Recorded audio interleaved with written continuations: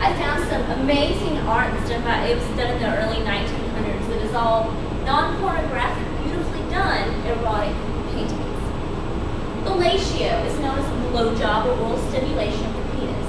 Has become more popular and a normal part of sex since the 60s, and many major religions have now deemed it okay and unsinful to have oral sex. This is a how-to. Start off nice and clean. Always shower beforehand. Make sure that he is clean, you're clean, everybody's clean. Physical comfort. A lot of girls complain about neck or shoulder pain while they're giving fellatio. You can either do the traditional him laying down you between his knees, or you can be on your knees on a pillow while he's standing up, whatever's comfortable for you. Tease with touch. Just because guys get turned on instantaneously does not mean that he is exempt from foreplay. Press his inner thighs. That's a very obvious erogenous zone for men. Not a lot of women know that, but right here in their inner thigh, press that area. Of course, the penis, testicles, and the perianum, that's the area behind the testicles and before the anus, that strip of skin right there, very sensitive on both males and females. And the most sensitive spot is the head, so make sure that you don't overly stimulate that. Girls think that's like the equivalent of your clitoris.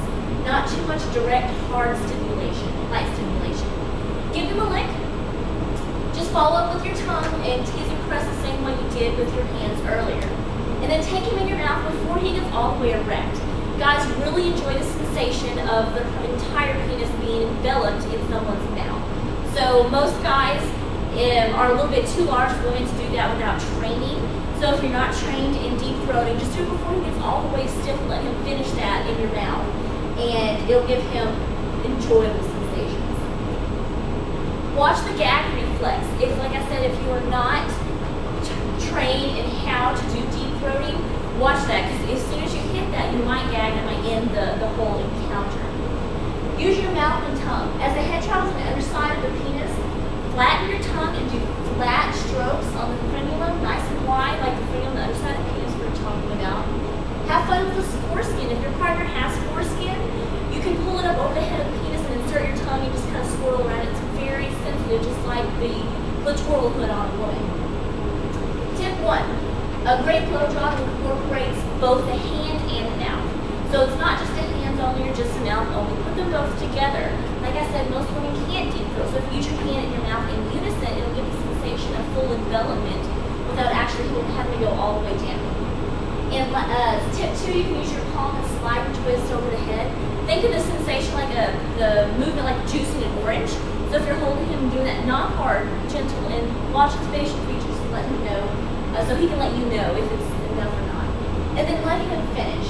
Keep your movements consistent and firm when he gets close to orgasm. So don't start backing off when he starts to ejaculate. You might lose some of the sensations. And once he starts seeing through with a few strokes, then stop. They don't want the continued stimulation after they finish the orgasm. They're highly, highly sensitive. Now the big question, to swallow or not to swallow. This is something that most women come into issue with and are like trying to decide what they want to do for themselves. It's a personal decision. Only you can make that choice. Let your partner know to signal you when he is getting close. Like let him know, say, well, tap me on the shoulder, or say that you're close. Somehow let me know that you're close, because guys, it's rude to do that without letting them know. I promise you, you won't get a second date. You can either allow him to finish in your mouth and discreetly spit afterwards. If you don't like the taste of it, letting him ejaculate underneath your tongue, no taste buds there, just discreetly spit it out afterwards. Or you can just use your hands. When he gets close, just pull away with your mouth and just use your hands to finish. Cunnilingus is next. Yes, ma'am. I don't know if you've heard the study that actually swallowing simply reduces your chances for breast cancer. Let me tell you this. It is a man's way of trying to convince a large group of women to swallow. Yes, there might be a very minute chance of that, because there's lots of proteins, there's lots of vitamin C, there's lots of healthy ingredients in semen. So when you ingest that, it's like maybe taking half of the vitamin pill, if that. So it'd be the same effects there. It's just, I'm sure the study was done by a man. Yeah, that's what I was thinking. But it's not going to hurt you. It's not going to make you healthy. It's not going to make your hair shiny or any of the other stuff the guys tell you. Yes, it has protein. Protein does cause your hair to be shiny, but you would have to have, I don't know, a quart of it a day. That's, yeah. So, if you like to, do it. If not, don't. It's not going to hurt you. Cunnilingus, also known as going down on a woman, if done correctly, can greatly increase a woman's desire. Focus on a woman's most sensitive organ, the clitoris. The clitoris is the only organ in either male or female that their only purpose is for pleasure. And you can include the tongue outside and inside the vagina, lips, nose, fingers, toys, and humming.